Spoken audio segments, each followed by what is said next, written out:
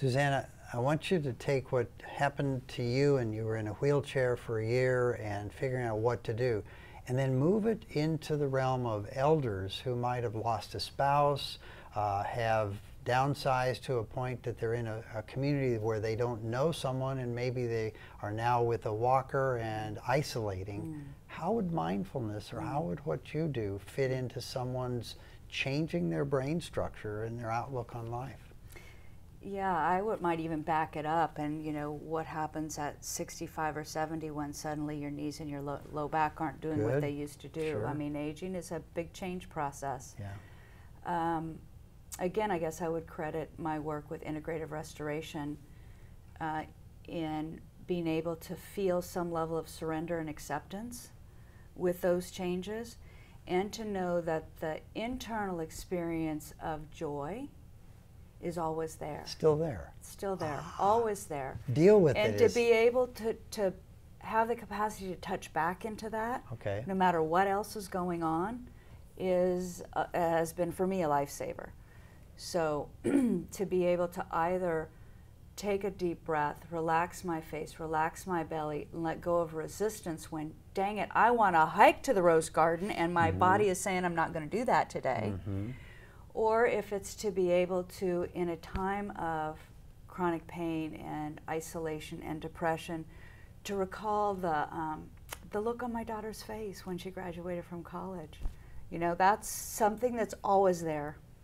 And learning to train your brain to be able to tap into that and to manage that way is helpful at any time in your life. To go to that, and don't go to that once every year or two at some anniversary or family gathering, but to do that as a go-to each day.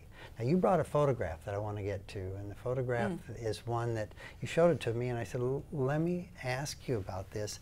And this is a photograph that was taken about how many years ago? 1990. My oldest daughter, who's now 24, was about 6 months old. There she is. Yep.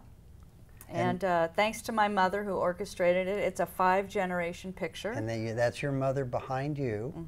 And then who's to her right? Her mother.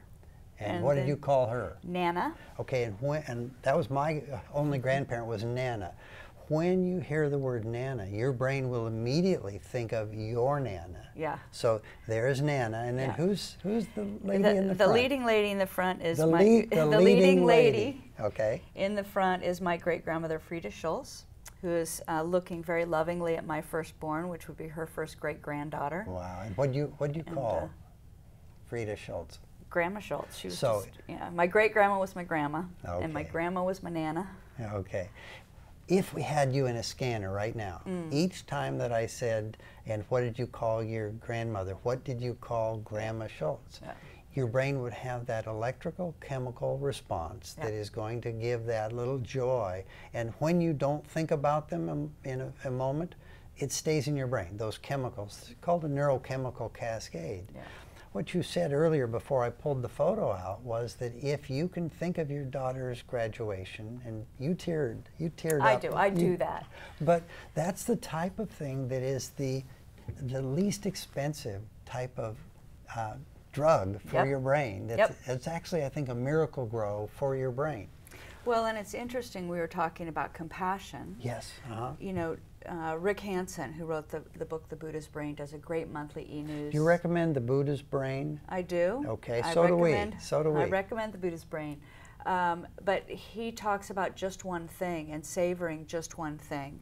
That capacity to feel gratitude at any moment is an essential micro-practice that you can start now that will definitely benefit. And you and I were talking about savoring before we started, and Richie Davidson has a team at Wisconsin that just came out in July, late July, with a study that is called Savoring Emotion.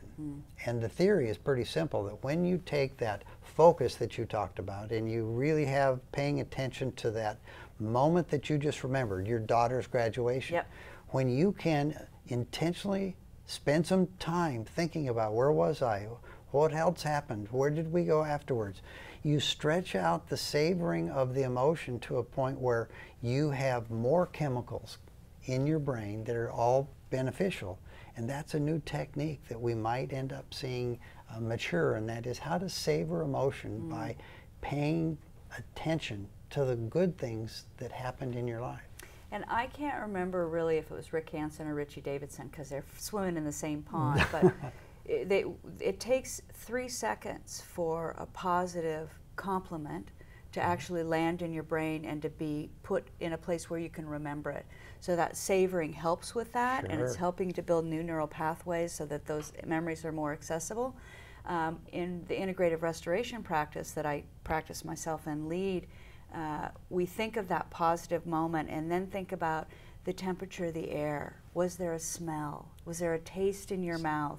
What's the quality of the light? Bring in as many senses as you can, and you will feel in your body that embodied experience of that joyful moment. And then 20 years later, when you think about it again, you have more in your memory bank. You've made deposits in that memory bank. That's a beautiful idea. It's right there, there at the front. How did telomeres fit into this?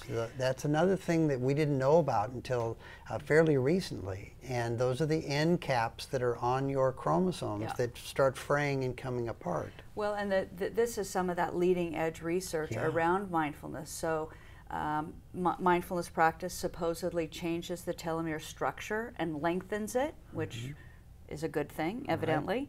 And the other piece of it is, hang on, it's coming. Oh, it changes to the actual DNA strand that they can see after just 8 weeks. So it strengthens it. It changes, so the DNA strand has to do with on-off markers and how you're going to react and respond to things. And so maybe instead of being reactive in a particular way with a particular stimulus, the DNA strand would shift and your reactivity would drop. And that really is the next improvements on the ability to control the aging process instead of it all being in a decline. That's no longer thought to be at all true. Absolutely not. Unless you are not doing all you can. And so meditation fits into the ability to keep the end caps, the telomeres on where they should be, and actually to improve them by strengthening what you're doing.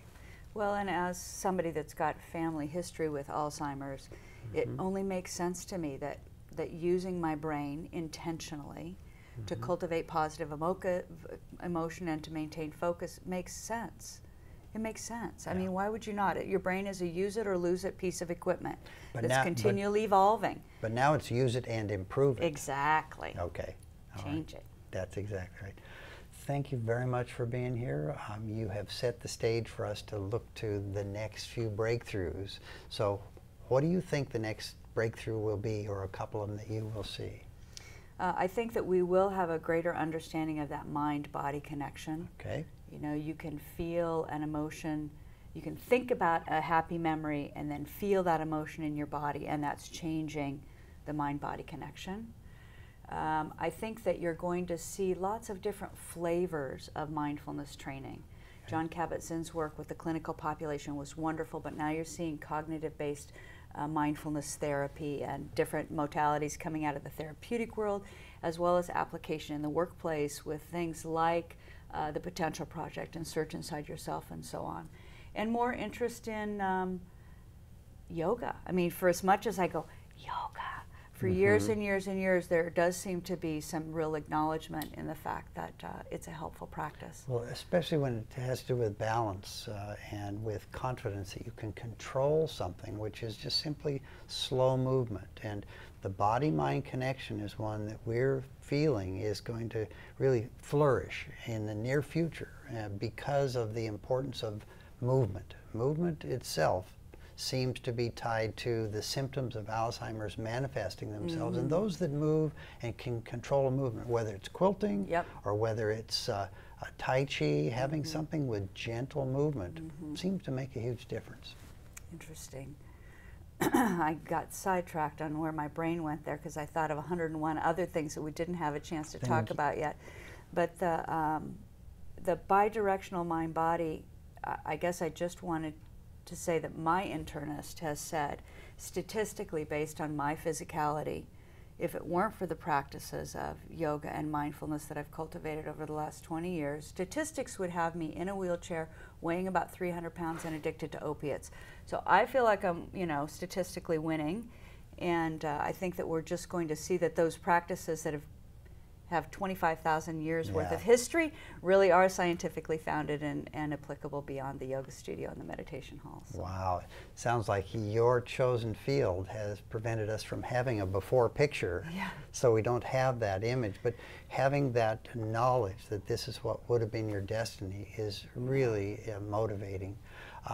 Thank you very much. Thanks for the chance to share. Oh, thank you.